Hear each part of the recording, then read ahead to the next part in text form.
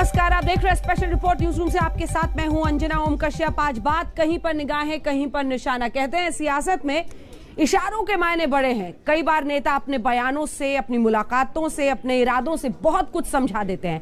आज हम आपको सियासी दुनिया की ऐसी ही कुछ तस्वीरों से रूबरू कराएंगे जो कहीं सियासी तूफान की वजह बनी तो कहीं सियासी बिसात पर खेल गए बड़े दांव की। क्या महुआ मोइत्रा ने बिहारी गुंडा कहा? यदि वो ज्यादा कहेंगे तो उसकी जो है कटिंग बाइट और जो उन्होंने ऑडियो दिया है वो सब मैंने अभी लोकसभा स्पीकर को कहा है कि दे दीजिए। तुम हमको क्यों पूछ रहे हैं? अब जाके उसको पूछो। उनको माफी मांगनी पड़ेगी। बिहार का अपमान या सियासी हथकंडा? तो ऐसा बयान नहीं देना चाहिए। उन्होंने जानबूझकर बिहारी गुंडा शब्द का बिहार के लोगों का, बिहार की सरजमी का घोर अपमान किया है। ऐसे लोगों पर कार्रवाई होनी चाहिए। संसद में सरकार वर्सेस विपक्ष में आज क्या हुआ? अगर ऐसी घटनाओं की पुनरावृत्ति होगी, ऐसे सदस्यों के खिलाफ मुझे सख्त कार्रवाई करनी पड़ेगी। सरकार की चिट्ठीबाजी से सदन के अंदर हम अपना बात नहीं रख पाते। Don't want to apologise sir, is it the way to behave?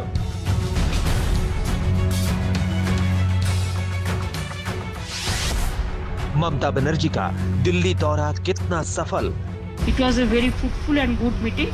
Let us hope for the better. कौन होगा विपक्ष का चेहरा? क्या है फॉर्मूला? मैं सिर्फ एक कांग्रेस पार्टी का नेता नहीं बोल रहा हूँ, हर एक पार्टी का नेता आपको ये बताएगा। नेशनलिज्म का मामला, ट्रीजन का मामला। बीजेपी और टीएमसी के बीच महाभारत छिड़ी हुई है। वजह है कि बीजेपी सांसद निशिकांत दुबे का टीएमसी सांसद महुआ मोइत्रा पर लगाया गया आरोप। निशिकांत दुबे कह रहे हैं कि महुआ ने शिष्टाचार की भाषा की लक्ष्मण रेखा को लांघा है। आरोप यह है कि टीएमसी सांसद महुआ मोइत्रा ने निशिकांत को बिहारी गुंडा कहा। बिहार की गौरव के ऊपर जो है एक बड़ा चोट है। They were not there. Please check the attendance register. The quorum did not happen. उन सबों से तृणमूल कांग्रेस को एलर्जी है, इसीलिए उन्होंने बिहारी गुंडा कहा। देश की संसद और बिहार विधानसभा के मॉनसून सत्र में 2 सांसदों और 2 शब्दों की गूंज सुनाई दी। वही 2 शब्द जिसे बीजेपी सांसद निशिकांत दुबे बिहारियों और हिंदी भाषियों का अपमान बता रहे हैं। आरोप यह है कि टीएमसी सांसद महुआ मोइत्रा ने संसदीय कमेटी की बैठक के दौरान निशिकांत दुबे को बिहारी गुंडा कहा। 2 सांसदों के बीच हुई सियासी लड़ाई बिहार की अस्मिता तक पहुंच गई। दिल्ली से बिहार तक महुआ मोइत्रा के खिलाफ तलवारें खींच गई। सबसे पहले सुनिए अपनी पार्टी की सांसद पर लगे आरोप पर ममता बनर्जी ने क्या रिएक्शन दिया। भाई ये सब छोड़ो, ये सब हमको क्यों पूछ रहा है? अब जाके उसको पूछो। भाई ये सब छोड़ो, ये सब हमको क्यों पूछ रहा है? अब जाके उसको पूछो। ममता बिना बोले बहुत कुछ कह गई, लेकिन 2 शब्दों ने मॉनसून में सियासी तूफान ला दिया। 2 शब्द यानी बिहारी गुंडा। तो क्या महुआ मोइत्रा ने बीजेपी सांसद निशिकांत दुबे को बिहारी गुंडा कहा? आरोप के मुताबिक क्या महुआ मोइत्रा ने बिहारियों के माथे पर गुंडे की मुहर लगा दी? सवाल बड़ा है क्योंकि महुआ के बयान को बिहार के अपमान से जोड़कर देखा जा रहा है। बिहारी गुंडा नहीं है, बिहार गौरव है। आज भी आप समझिए कि बंगाल में जो पानी जाता है ना, मसानजोर से, तिलैया से, मैथन से, वो सब हमारी जमीन पर है, झारखंड के जमीन पर है। और वो सारा पानी जो है बंगाल को जा रहा है। यदि आप कुल मिलाकर देखेंगे तो जो सिचुएशन ये है कि हम बंगाल को जो है पालने और पोसने का काम कर रहे हैं, और उसमें एक फेडरलिज्म के नाते कोई बहुत आसान की बात नहीं है। मेरे से बात करने की आवश्यकता नहीं है। शक्ति सिंह गोहिल साहब ने जो है ऑन रिकॉर्ड माफी मांगी है। कांग्रेस के वरिष्ठ नेता हैं। मैं शक्ति सिंह गोहिल से ही आप लोग पूछ लीजिए। जफर इस्लाम वहां मौजूद थे, गणेश सिंह वहां मौजूद थे, प्रवेश वर्मा वहां मौजूद थे, सुनीता दुग्गल वहां मौजूद थी, संतोष पांडे वहां मौजूद थे। 1-2 लोग मौजूद नहीं थे ना। आप किसी से पूछ लीजिए। और रिकॉर्ड जो है, यदि वो ज्यादा कहेंगे तो उसकी जो है कटिंग बाइट और जो उन्होंने ऑडियो दिया है वो सब मैंने अभी लोकसभा स्पीकर को कहा है कि दे दीजिए। मैं आप लोगों को रिलीज कर दूंगा। निशिकांत दुबे ने बड़ा आरोप लगाते हुए ममता बनर्जी समेत पूरे विपक्ष पर सवाल दागे। महुआ मोइत्रा ने सफाई में क्या कहा हम आपको बताएं। उससे पहले अपमान का कार्ड खेलकर बीजेपी ने बिहार तक सियासत को गरमा दिया। असर सीधा बिहार विधानसभा में दिखा। क्योंकि सर्वसम्मति से जो है जाति जनगणना को लेकर आज टीएमसी के सांसद मोया मित्री ने बिहार के लोगों को अपमानित किया है, बिहार को गुंडा कहा है और उनके भतीजा यहाँ नेता विपक्ष बैठे हुए हैं, तो उनको बताना चाहिए कि टीएमसी के लोगों ने बिहार के लोगों को गुंडा कहा है, इसके शागिर्द बन के चुनाव लड़ने गए थे, तो उनका क्या बयान है। विधानसभा में अंदर और बाहर तेजस्वी यादव को ममता के साथ सियासी रिश्तों को लेकर घेरा गया। सवाल दागे गए कि बिहार के साथ है या ममता के साथ। तेजस्वी ने बड़ा सियासी दांव चला। महुआ मित्रा ने बिहार के लोगों का, बिहार की सरजमी का घोर अपमान किया है। अब आरजेडी को टीएमसी से अपना रिश्ता बिहार के हित में तोड़ लेना चाहिए। जब लालू यादव जी पे भी टिप्पणी हुई थी बिहारी को लेकर, तो बीजेपी ने इसको सही नहीं माना था। बिहार जो है लोकतंत्र की जननी है। बिहार महापुरुषों का महापुरुष यहाँ कर्मभूमि रही है, गांधी जी की भी कर्मभूमि रही है। सबसे ज़्यादा अगर IAS IPS भी देखा जाए तो देश को बनाने का भी काम बिहारी करते हैं और देश को चलाने का काम भी बिहारी करते हैं। तो अगर कोई ऐसा बयान देता है तो हम लोग खेत पकड़ते हैं। बिहार का सवाल आया तो तेजस्वी ने बयान की निंदा करके अपनी लाइन क्लियर कर दी, लेकिन बिहार में सियासी खेला जारी है। पहली बार बयान नहीं है, इसके पहले भी कई लोग इस तरह से बोलते रहे हैं। ऐसे लोगों पर कार्रवाई होनी चाहिए। कोई भी व्यक्ति हो इस तरह की भाषा का प्रयोग किसी भी राज्य के लिए करे, यह कहीं से उचित नहीं कहा जा सकता, घोर अनुचित है। इसलिए ऐसे व्यक्तियों पर कार्रवाई होनी चाहिए। तो उन्होंने जानबूझकर बिहारी गुंडा शब्द का प्रयोग किया। अब वो तकनीकी बात कर रहे हैं कि वो तो मौजूद नहीं थे। अरे मौजूद तो थे ही वो, उन्होंने रजिस्टर पर हस्ताक्षर नहीं किया, वो एक अलग बात है। तो जिस प्रकार से टीएमसी के सांसद ने और बिहार के लोगों को अपमानित करने का काम किया है, तो मैं ममता बनर्जी से आग्रह करूंगा कि बंगाल में 1 करोड़ बिहार के लोग रहते हैं, उनको बिहारियों से और उत्तर भारतीय लोगों से माफी मांगनी चाहिए। तो क्या कथित जासूसी कांड की लड़ाई अब बिहारी गुंडे पर आई? निशिकांत के आरोप पर महुआ की सफाई भी आई। उन्होंने बिहारी गुंडा कहा। आपको पता है सबों को कि मैं तीसरी बार सांसद जो है झारखंड से हूँ। ये दिखाता है कि जितने भी हिंदी भाषा भाषी लोग हैं, चाहे उत्तर प्रदेश के हैं, चाहे बिहार के हैं, चाहे झारखंड के हैं, चाहे मध्य प्रदेश के हैं, चाहे राजस्थान के हैं, चाहे दिल्ली के हैं, उन सबों से तृणमूल कांग्रेस को एलर्जी है, इसीलिए उन्होंने बिहारी गुंडा कहा। Out of 10, there were 9 members present and signed in. None of the BJP members, not one, were signed in, and therefore they were not present. Now, I'm supposed to have called somebody a name. Please check the attendance sheet. If that person who he claims I have called him a name, if he were present, then it would have been the 10th. Moitra ने अपने ऊपर लगे आरोपों को खारिज कर दिया, लेकिन निशिकांत दुबे सबूतों की बात कह रहे हैं और यहाँ तक कि कड़े और बड़े एक्शन की भी मांग की। आज तक ब्यूरो।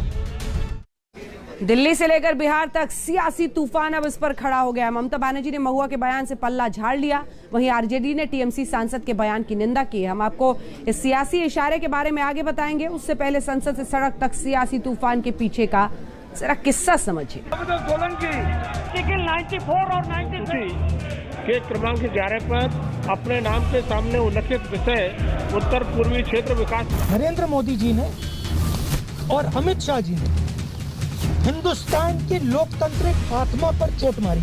अगर ऐसी घटनाओं की पुनरावृत्ति होगी, ऐसे सदस्यों के खिलाफ मुझे सख्त कार्रवाई करनी पड़ेगी। सरकार की जिद्दीबाजी से सदन के अंदर हम अपना बात नहीं रख पाते। संसद में पर्चा फाड़ सियासत पर विपक्ष के नाम, ये लोकसभा स्पीकर की बड़ी और कड़ी चेतावनी है। चेतावनी के पीछे मकसद साफ है कि हंगामा हुआ तो एक्शन होगा। आप इसे यूं समझिए, लोकसभा में पर्चा फाड़ने की घटना हो या फिर संसदीय कमेटी में टीएमसी और बीजेपी के नेताओं के बीच कहासुनी की, दोनों के पीछे एक ही मुद्दा है, यानी कथित जासूसी कांड। विपक्ष बहस कराने की मांग पर अड़ा है और सरकार पहले कोरोना पर बहस कराने पर अड़ी हुई है। सर, आप देख रहे हैं कि ये सरकार की जिद्दीबाजी से आप कल की सदन के अंदर कल की घटना पर कहें आप। हाँ सर, सरकार की जिद्दीबाजी से सदन के अंदर हम अपना बात नहीं रख पाते हैं। बंडल, पेपर का बंडल शेर के ऊपर फेंकता है, इधर हमारे ऊपर फेंका है, इसके मीडिया के ऊपर फेंका है। ये क्या ये सही है गलत है? बाकी चीज का डिस्कशन बीएससी में जो हुआ है हम बात करेंगे, हम चर्चा करने के लिए तैयार है। एक तरीका है क्या? माफी भी मांगना नहीं चाहते है क्या? You don't want even apologize the chair, you don't want to apologize the chair, is it the way to behave? पक्ष और विपक्ष में ठनी हुई है तनातनी के बीच बुधवार को सियासी लड़ाई आर पार छिड़ गई। आईटी कमेटी के चेयरमैन शशि थरूर ने कथित जासूसी कांड पर बैठक बुलाई थी। बैठक में गृह और आईटी मंत्रालय के अफसरों को भी बुलाया गया था। बैठक शुरू होने से ऐन पहले कमेटी के बीजेपी सांसदों ने रजिस्ट्रार में दस्तखत करने से मना कर दिया, जिसके बाद आधिकारिक तौर पर कोरम पूरा नहीं होने की वजह से थरूर को बैठक स्थगित करनी पड़ी। आरोप के मुताबिक बैठक स्थगित होने के बाद महुआ मोइत्रा और निशिकांत दुबे के बीच जमकर जुबानी जंग हुई। विवाद बढ़ा तो निशिकांत दुबे ने शशि थरूर के खिलाफ विशेषाधिकार हनन का प्रस्ताव पेश किया। मांग रखी कि थरूर को आईटी समिति के चेयरमैन के पद से हटा दिया जाए। आईटी समिति के सदस्य निशिकांत दुबे का कहना है कि जब तक शशि थरूर को हटाया नहीं जाता तब तक वो समिति की बैठकों में हिस्सा नहीं लेंगे। निशिकांत दुबे यदि कुछ बोलता है या भारतीय जनता पार्टी के कोई सांसद बोलते हैं ना, बिना फैक्ट्स के नहीं बोलते हैं, वो इस तरह से हंगामा नहीं करते हैं। हमने सारे फैक्ट्स स्पीकर साहब के पास दिए हैं, स्पीकर साहब के सामने लंबित है। कल मैंने लोकसभा में भी बोला है, और जब तक ये लंबित है, क्योंकि मैंने अविश्वास प्रस्ताव भी दिया है, पहली बार किसी चेयरमैन के खिलाफ अविश्वास प्रस्ताव आया है। ये देश संविधान से चलता है, जो संविधान का आर्टिकल 94 और 96 है। जब तक इसका फैसला नहीं हो जाता, हम स्पीकर से यही कहते हैं कि उनको किसी भी कमेटी के चेयर करने से जो है रोका जाए। शशि थरूर भी पीछे हटने को तैयार नहीं, वार पर पलटवार किया। I am very disappointed that some elements on some issues have chosen to reduce this committee to some sort of ping-pong match, which I do not believe is in the spirit of Parliament or of the parliamentary committees. टकराव सिर्फ लोकसभा और राज्यसभा तक सीमित नहीं। लोकसभा की business advisory council में भी सदन चलाने पर सहमति नहीं बन पाई है। विपक्ष पेगासस मामले में सदन में चर्चा पर अड़ा हुआ है। सरकार की जिद्दीबाजी से सदन के अंदर मॉनसून सत्र विपक्ष के हंगामे के चलते ठप है। बहस संसद में होनी है, लेकिन बहस और सियासत संसद के बाहर हो रही है। राज्यसभा में चर्चा भी हो गई, इधर चर्चा नहीं करते हैं और उधर भी इधर बंद कर रहे, तो इसीलिए उधर बंद करते हैं। ये क्या है तरीका है? It is most unfortunate. We want to run the parliament and we want the discussion, and प्रधानमंत्री जी पहले दिन ही कहा है कि सार्थक चर्चा होना चाहिए। सरकार चर्चा करना ही नहीं चाहती, क्योंकि पार्लियामेंट चलाना सरकार का ओनस होता है, और वो ये मांगे विपक्ष की मान जाए। सारा विपक्ष इकट्ठे खड़ा है कि 2 मुद्दों की चर्चा की जाए। सबसे पहले किसानों की बात हो, और दूसरा जो मुद्दा वो उठा रहे हैं, 9 दिनों से रोज मैं एडजॉर्नमेंट मोशन दे रही हूँ। जे सरकार चर्चा चाहती तो एडजॉर्नमेंट मोशन एडमिट करके समय दे। तो क्या पूरा मॉनसून सत्र पेगासस की भेंट चढ़ जाएगा? सरकार और विपक्ष की नीति और नियत से तो यही तस्वीर बनती हुई नजर आ रही है, क्योंकि कोई अपने स्टैंड से पीछे हटने को तैयार नहीं है। दिल्ली से मौसमी सिंह के साथ आज तक ब्यूरो। मॉनसून सत्र में सियासी तूफान के बीच बंगाल की मुख्यमंत्री ममता बनर्जी दिल्ली में है। आज ममता बनर्जी ने कुछ और अहम मुलाकातें की हैं। ममता बनर्जी के दिल्ली दौरे से तैयार हुआ ब्लूप्रिंट क्या कहता है, आज इस पर हम चर्चा करेंगे। नामुमकिन को मुमकिन करना, एक वाक्य में ममता बनर्जी की पहचान यही है। 2011 में अपने दम पर 34 साल का लाल दुर्ग ढहा दिया, तो 2021 में मोदी शाह की जोड़ी को बंगाल में चारों खाने चित कर दिया। अपने दम पर ममता बनर्जी ने सियासत में बड़ा मुकाम पाया है। आज ममता दिल्ली में है तो सबकी नजरें उन पर टिकी हुई है। आखिर ममता बनर्जी के दिमाग में क्या चल रहा है? ममता बनर्जी की राजनीति के ट्रैक रिकॉर्ड को देखें तो क्या समझ में आता है? नंबर 1, विपक्ष को एकजुट करना। नंबर 2, 2024 में ऑल बनाम मोदी। नंबर 3, चेहरा बनना बड़ा मुद्दा नहीं। नंबर 4, बीजेपी को हर कीमत पर हराना। नंबर 5, अपने लक्ष्य पर केंद्रित रहना। ममता बनर्जी दिल्ली में राहुल की मौजूदगी में सोनिया गांधी से मिली, कांग्रेस के टॉप सीनियर लीडर से मिली, दिल्ली के मुख्यमंत्री अरविंद केजरीवाल से मिली, डीएम के सांसद कनिमोझी से मिली, जावेद अख्तर और शबाना आजमी से भी मिली, तो नितिन गडकरी से भी मुलाकात की। ममता की इन मुलाकातों को टाइमलाइन पर रखकर देखें तो सियासी तस्वीर आपको समझ में आ जाएगी। 2024 के लिए विपक्ष की सभी पार्टियों को एक मंच पर लाने की सबसे बड़ी कोशिश कर रही हैं। बड़ी बात यह है कि मोदी के युग में ऐसा पहली बार हो रहा है। जबकि एनडीए का हिस्सा रही पार्टी हो या फिर टीएमसी की धुर विरोधी, सभी ममता में उम्मीद देख रहे हैं। The present government cannot continue like this, and in order to fight this government, there is a need for opposition parties to come together and work together. GST की इतनी बड़ी समस्या है देश में कि स्टेट्स जो भिखारी बन के बैठी हुई हैं, तो ऐसे इश्यूज हैं जो रीजनल पार्टी सभी फील करती हैं कि हमें इकट्ठे होकर के इनको देश से अलग करना चाहिए, तभी जाके जो हमारा फेडरल सिस्टम है देश का बच पाए।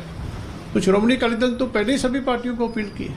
हम सबसे पहले हमने कहा है कि इसके बिना देश का गुजारा नहीं, क्योंकि जिस तरफ मोदी साहब देश को ले जाना चाहते हैं, टोटली जो फेडरलिज्म को देश में खत्म करना चाहते हैं, उसके लिए सभी रीजनल पार्टीज को इकट्ठे होकर पहरा देना चाहिए और इनको हराना चाहिए। Sonia Gandhi Congress, Sharad Pawar NCP, MK Stalin DMK, Arvind Kejriwal Aam Aadmi Party, Uddhav Thackeray Shiv Sena, Akhilesh Yadav Samajwadi Party, Tejashwi Yadav RJD, Sukhbir Singh Badal Akali दल।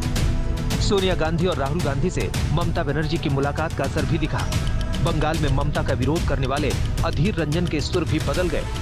ये हमारे कांग्रेस पार्टी के बहुत पुराना ये मुद्दा है। ये कांग्रेस पार्टी बराबर ये कहते हैं, इसलिए यूपीए 1 बनी, इसलिए यूपीए 2 बनी, इसके लिए कि बीजेपी जैसे एक कम्युनल एजेंडे वाला पार्टी के खिलाफ लड़ने के लिए हिंदुस्तान की हर लोकतांत्रिक धर्मनिरपेक्ष जितने ताकतें हैं, सबको लामबंद करके एकजुटता होते हुए बीजेपी के खिलाफ लड़ा जाते हैं, लड़ सकते हैं, जीत सकते हैं। दिल्ली में ममता बनर्जी विपक्षी एकता की नई धुरी बनी हुई है, तो वहीं बीजेपी इसे लेकर तंज कसती हुई नजर आई। अब अगर कोई चौधराहट की लड़ाई चल रही है कि विपक्ष का चौधरी कौन है, कहीं पर जो है वो बिना सियासी जमीन के सामंती जमींदारी की लड़ाई चल रही है, तो उसका तो हम कोई इलाज हमारे पास है नहीं। अब देखो क्या है कि किसी को सपने देखने पे तो कोई टैक्स है नहीं, इसलिए ड्रीम विदाउट टैक्स इसी को कहते हैं। अब सही देखने दीजिए सपने। 2024 अभी दूर है, लेकिन ममता बनर्जी के एक्शन ने बीजेपी की टेंशन बढ़ा जरूर दी है। ममता बनर्जी की नजरें इस वक्त अर्जुन की आंख की तरह सिर्फ अपने लक्ष्य पर हैं और उनका एकमात्र लक्ष्य इस वक्त है बीजेपी के खिलाफ सारे विरोधियों को एकजुट करना और लड़ाई के लिए तैयार करना, और इसके लिए वो किसी भी तरह की कुर्बानी, चाहे वो अपने बंगाल के छोटे हित हों, वो भी देने के लिए तैयार हैं। कैमरामैन प्रवीर विश्वास के साथ अनुपम मिश्र, आज तक। विपक्षी एकता का नारा तो सभी पार्टियां बुलंद कर रही हैं, लेकिन जैसे ही अपनी पार्टी के फायदे की बात आती है, सभी एकजुटता का कायदा भूल जाते हैं। देखिए, ये तस्वीर विपक्ष की एकता पर सवाल उठाती है। सवाल यह है कि आखिर 2024 के लिए विपक्ष की पार्टियां कितनी दूर और कितने पास खड़ी। आज दिल्ली के मुख्यमंत्री अरविंद केजरीवाल के खिलाफ कांग्रेस कार्यकर्ताओं ने विधानसभा के बाहर प्रदर्शन किया। डीटीसी बस खरीद घोटाले, दिल्ली में पानी की किल्लत और महंगाई को लेकर केजरीवाल सरकार के खिलाफ हल्ला बोला। 24 घंटे में विपक्ष के दो रूप दिखाई दिए। एक दिन पहले कथित जासूसी कांड में केंद्र सरकार के खिलाफ मोर्चेबाजी में राहुल गांधी के साथ आम आदमी पार्टी खड़ी थी, लेकिन आज जब दिल्ली विधानसभा का मॉनसून सत्र शुरू हुआ तो कांग्रेस ने विरोध में मोर्चा खोल दिया। तो क्या सिर्फ एकजुटता का हो हल्ला है? अंदर की तस्वीर कुछ और ही है, आपस में ही सब भिड़े हुए। नमस्कार, स्पेशल रिपोर्ट में न्यूज रूम से फिर आपका स्वागत है। आपके साथ मैं हूं अंजना ओम कश्यप। अब आपको दिखाते हैं कि दिल्ली से 1270 किलोमीटर दूर हुई एक जज की हत्या से सुप्रीम कोर्ट भी गूंज उठा। जी हां, झारखंड के धनबाद में मॉर्निंग वॉक पर निकले एडिशनल डिस्ट्रिक्ट जज को टेम्पो ने ऐसी टक्कर मारी कि उनकी मौत हो गई। जज साहब की हत्या का वीडियो अब देश भर में चर्चा का विषय बन गया है। जज की सनसनीखेज हत्या से हिला धनबाद। मॉर्निंग वॉक पर निकले जज को ऑटो से किसने मरवाया?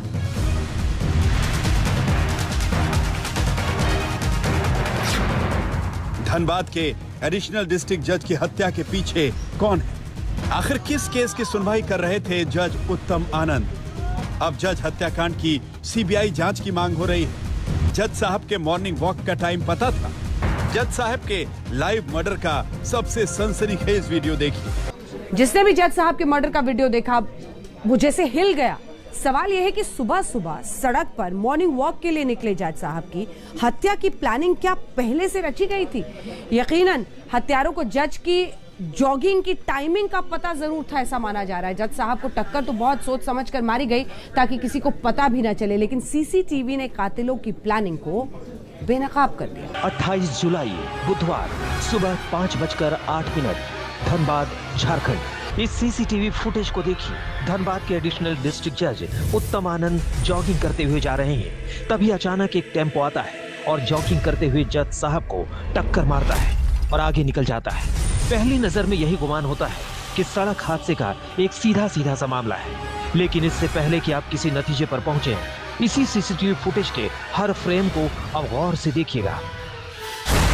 गौर से इसलिए कि जो बारीक पहलू हम आपको बताने जा रहे हैं उसके बाद पूरा केस ही पलट जाएगा। ये 2 लेन वाली सड़क है, दोनों लेन के बीच डिवाइडर है। दाहिनी तरफ सड़क पर फिर भी गाड़ियां आ जा रही हैं, लेकिन स्क्रीन की बाईं तरफ वाली सड़क लगभग खाली है। सुबह सुबह का वक्त है और जज साहब जॉगिंग कर रहे हैं। इसी दौरान कैमरे में एक टेम्पो एंट्री करता है और अब ध्यान से देखिए, जब टेम्पो कैमरे में एंट्री मारता है तब वो सड़क के बीचों बीच था। सड़क के बीच में जो सफेद पट्टी होती है, टेम्पो उसी पट्टी पर फ्रेम में एंट्री करता है, लेकिन फिर अचानक तेजी से ऑटो सड़क के बिल्कुल बाईं तरफ मुड़ जाता है और जॉगिंग कर रहे जज साहब को जोर से टक्कर मारता है। टक्कर लगते ही जज साहब सड़क किनारे गिर जाते हैं। अब जरा टक्कर के बाद टेम्पो की चाल देखिए। टक्कर मारने के बाद टेम्पो एक बार फिर से सड़क के बाएं हिस्से को छोड़ता है और लगभग बीच सड़क पर टेम्पो को चलाते हुए आगे निकल जाता है। यह तस्वीर इस बात की गवाह है कि ना तो इस टेम्पो का ब्रेक फेल हुआ था, ना ही इस टेम्पो के स्टीयरिंग पर ड्राइवर ने अपना कंट्रोल खोया था। टेम्पो पूरी तरह से ड्राइवर के कंट्रोल में था। यानी इससे यह साबित होता है कि यह सब कुछ जानबूझकर साजिशन किया गया। ये हादसा नहीं, साजिश थी। साजिश जॉगिंग कर रहे जज साहब की जान लेने की, लेकिन इस तरह लगे कि जैसे मामला सड़क हादसे का है। यानी अतिरिक्त सत्र न्यायाधीश उत्तम आनंद की हत्या की गई। 28 जुलाई को सुबह रोजाना की तरह जज उत्तम आनंद मॉर्निंग वॉक के लिए निकले थे। 6 महीने पहले ही बोकारो से उनका ट्रांसफर धनबाद हुआ था।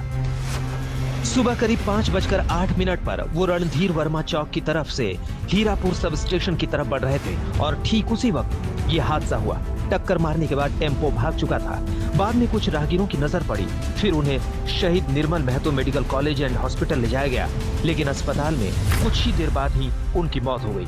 मौत की वजह सिर में गंभीर चोट थी। हेड इंजरी था, कान से भी उनको ब्लड जा रहा था। तब तक उनका डिक्लेरेशन हो चुका था कि अब ये नहीं रहे। तो ये दुखद घटना तो है। अभी तो मैटर ऑफ इन्वेस्टिगेशन है, पुलिस इसकी इंक्वायरी करेगी कि किस कारण से हुआ, गिरने से हुआ कि कोई गाड़ी के द्वारा धक्का मार दिया गया या कोई और बात है। ये तो मैटर ऑफ इन्वेस्टिगेशन है, पुलिस उसकी जांच करेगी। जज उत्तम आनंद अमूमन मॉर्निंग वॉक से 6 बजे से पहले ही घर लौट आते थे, लेकिन जब सुबह के 7 बज गए और जब वो घर नहीं लौटे तब उनकी पत्नी ने उन्हें तलाशना शुरू किया। इसी के बाद उन्हें पता चला कि उनके पति सड़क हादसे में घायल हो गए हैं और अस्पताल में हैं। वो भागकर अस्पताल पहुंची, लेकिन तब तक देर हो चुकी थी। इस हादसे की पहली रिपोर्ट जज उत्तम आनंद की पत्नी ने पुलिस में लिखवाई थी। दिन चढ़ते चढ़ते जब धनबाद पुलिस को पता चला कि सड़क हादसे में एक जज की मौत हो गई है, तब पुलिस ने भी इसे सड़क हादसा मानते हुए ही टेम्पो वाले को ढूंढना शुरू किया। ये बड़ा शॉकिंग न्यूज़ है धनबाद जुडिशियल सिस्टम के लिए, वकीलों के बीच में, जजों के बीच में। ये काफ़ी लोकप्रिय जज थे। ये इनके कोर्ट में मैंने रांची में भी बहस किया था। तेनू घाट से भी ट्रांसफ़र होकर के यहाँ आए थे और ADJ 8 के पद पर यहाँ पर बहुत काफ़ी क्रियाशील रहते थे। और इसी बीच में वो बराबर जॉगिंग करने के लिए जाते थे मॉर्निंग वॉक में। आज भी वो मॉर्निंग वॉक के लिए निकले थे सुबह 5 बजे और घूम फिर करके यहाँ पता चला, जैसा अभी जानकारी हम लोगों को मिली, रणधीर वर्मा चौक में वो गिरे पड़े थे। पुलिस भी अब तक यही मानकर चल रही थी कि मामला सड़क हादसे का है, लेकिन गुनहगार को पकड़ने के लिए पहले ये पता लगाना जरूरी था कि जज साहब को आखिर किसने टक्कर मारी। अब इसके लिए पुलिस ने उस पूरे रूट से सबूत जुटाने शुरू किए जिस रूट पर जज साहब जॉगिंग के लिए जाया करते थे। और इसी तलाश में शाम होते होते पुलिस को ये सीसीटीवी फुटेज हाथ लग गई। इन तस्वीरों को देखते ही पुलिस समझ गई कि मामला गड़बड़ है। जज साहब की मौत महज एक सड़क हादसा नहीं, टेम्पो की चाल बता रही है कि इसके पीछे कुछ और ही चाल है। अब पुलिस सड़क हादसे के अलावा कत्ल के एंगल से भी मामले की जांच करने लगी। धनबाद सिटी एसपी की अगुवाई में आनंद फानन में एक एसआईटी गठित कर दी गई। धनबाद एसएसपी के अलावा बोकारो रेंज के डीआईजी भी जांच की निगरानी कर रहे हैं। जो सीसीटीवी फुटेजेस और अन्य जो तकनीकी साक्ष्य उपलब्ध हुई उसके आधार पर जो घटना में शामिल जो टेम्पो था उसकी और 2 लोगों की पहचान की गई और तत्पश्चात इस घटना में शामिल जो 2 व्यक्ति है, लखन कुमार वर्मा जो दिगवाड़ी सोनारपट्टी धनबाद के रहने वाला और राहुल वर्मा सोनारपट्टी जोड़ा पोखर थाना धनबाद का रहने वाला, इन दोनों को गिरफ्तार किया गया और उनके पास से इस घटनाक्रम में प्रयुक्त जो टेम्पो है उसको भी जब्त किया गया। झारखंड बार काउंसिल ने जांच की मांग उठाई। झारखंड हाई कोर्ट ने भी इस पर संज्ञान लिया और सरकार से फौरन मामले की जांच करने को कहा। बात झारखंड के मुख्यमंत्री तक पहुंची और फिर सुबह होते होते यानी 29 जुलाई को जज की मौत की आवाज देश की सबसे बड़ी अदालत सुप्रीम कोर्ट में भी गूंजने लगी। धनबाद से सिथुन मोदक के साथ सत्यजीत, रांची, आज तक। वीडियो देखकर ये तो पता चल जाता है कि ये टेम्पो से टक्कर मारकर जज साहब की हत्या की गई, लेकिन जज उत्तम आनंद का हत्यारा कौन है अब इसका पता लगाया जा रहा है। जिस टेम्पो से टक्कर मारी गई वो मिल चुका है, वो चोरी का निकला। अब ये टेम्पो चोरी किसने किया, किसके कहने पर किया, झारखंड पुलिस जज साहब के केस की सुनवाई और उनके फैसलों के पन्ने भी खोल रही है। इधर मामला धनबाद से दिल्ली यानी सुप्रीम कोर्ट आ गया। वकील विकास सिंह ने जज हत्याकांड में सीबीआई जांच की मांग कर दी। हर जज का पाला अपराधियों, गैंगस्टर, आतंकवादियों, माफियाओं और कातिलों से पड़ता है। वो ऐसे कौन कौन से केस की सुनवाई कर रहे थे जिससे जुड़े लोग उनके दुश्मन हो सकते हैं। ऐसे में सुप्रीम कोर्ट बार एसोसिएशन के प्रमुख विकास सिंह ने आज सुप्रीम कोर्ट से जज उत्तम आनंद की हत्या की सीबीआई से जांच कराने की मांग की है। विकास सिंह ने कोर्ट में कहा कि सीसीटीवी फुटेज से लग रहा है ये एक सुनियोजित साजिश है। एक एडिशनल डिस्ट्रिक्ट जज को एक गाड़ी से मार करके उनकी हत्या कर दी गई और जिस तरह से मारा है और जिस तरह से वीडियो बनाया जा रहा है, लग रहा है कि जो वीडियो बनाने वाला था उसको मालूम था कि ये हत्या होने वाली है, क्योंकि वो एक वीडियो ले रहा है बनिस्बत की सीसीटीवी फुटेज नहीं है, उसमें आवाज भी आ रही है और वो जूम भी कर रहा है। इसलिए ये एक बहुत ही दर्दनाक हादसा है और इंडिपेंडेंस ऑफ जुडिशरी का मामला है। मैंने इसको आज चीफ जस्टिस झारखंड से बात की, चीफ जस्टिस ऑफ इंडिया से बात की और मैंने रिक्वेस्ट किया कि इसको जुडिशियल साइड में इसकी सारी इन्वेस्टिगेशन को मॉनिटर करके इसको अगर जरूरत पड़े तो सीबीआई को भी हैंडओवर किया जाए। इसके मुताबिक तस्वीरें सामने आने के बाद जब पुलिस टेम्पो के मालिक तक पहुंची तो पता चला कि उसने 2 दिन पहले ही इस टेम्पो की चोरी की रिपोर्ट पुलिस में लिखा रखी है। जिस वक्त ये टक्कर हुई तब टेम्पो में टेम्पो चालक के अलावा 2 लोग और सवार थे। उन दोनों को हिरासत में लेकर पुलिस पूछताछ कर रही है। उधर टेम्पो मालिक की पत्नी की कहानी भी चौंकाने वाली है। उसे 80,000 रुपए की लॉटरी लगी थी और उसी पैसे से उसने टेम्पो खरीदने का दावा किया। रात में करीब 3:30 बजे हम लोग उठे तो देखे टेम्पो गायब है। गाड़ी कहाँ रखते हैं? गाड़ी बस यहीं पर रखते हैं खड़ा। कितने बजे तक गाड़ी आप देखो? करीब हम लोग 11:30 बजे तक जगल थे उसके। और अगल बगल कोई शहर में था क्या?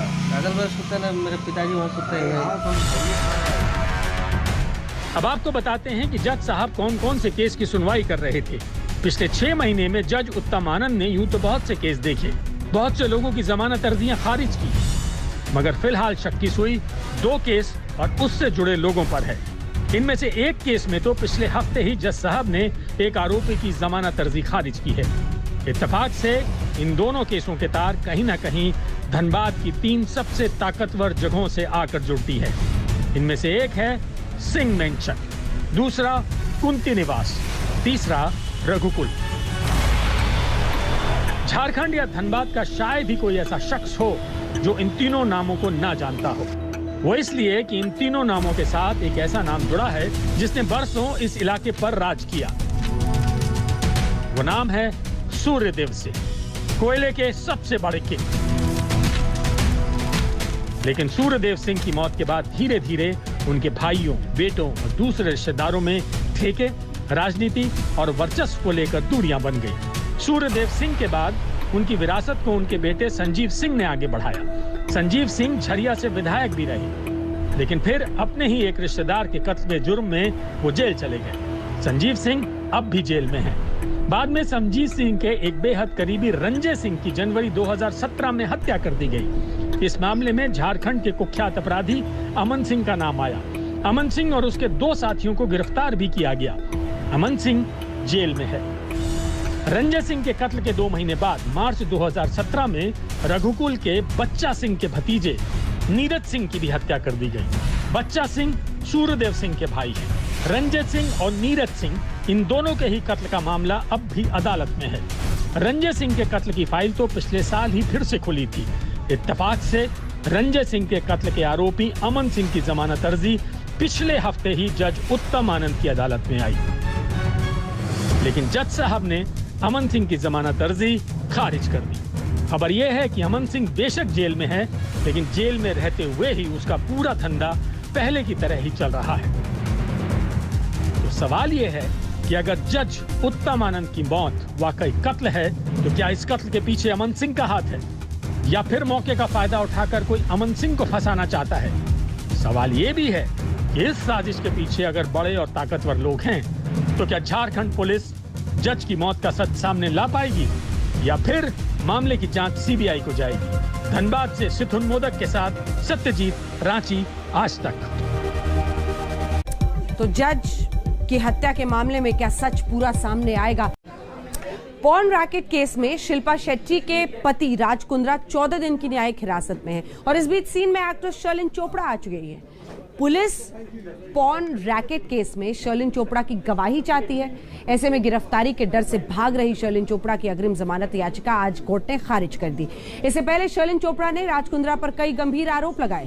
पोर्नोग्राफी रैकेट केस में बड़ा अपडेट है। मुंबई सेशन कोर्ट ने एक्ट्रेस शर्लिन चोपड़ा की अग्रिम जमानत याचिका को खारिज कर दिया। पुलिस ने कोर्ट में बताया कि Sherlyn Chopra porn racket case में गवाह है, इसलिए पुलिस ने इस मामले में उन्हें समन किया है। और इसी के साथ स्पेशल रिपोर्ट में न्यूज रूम से इतना ही। देश दुनिया की बाकी खबरों के लिए आप देखते रहिए आज तक।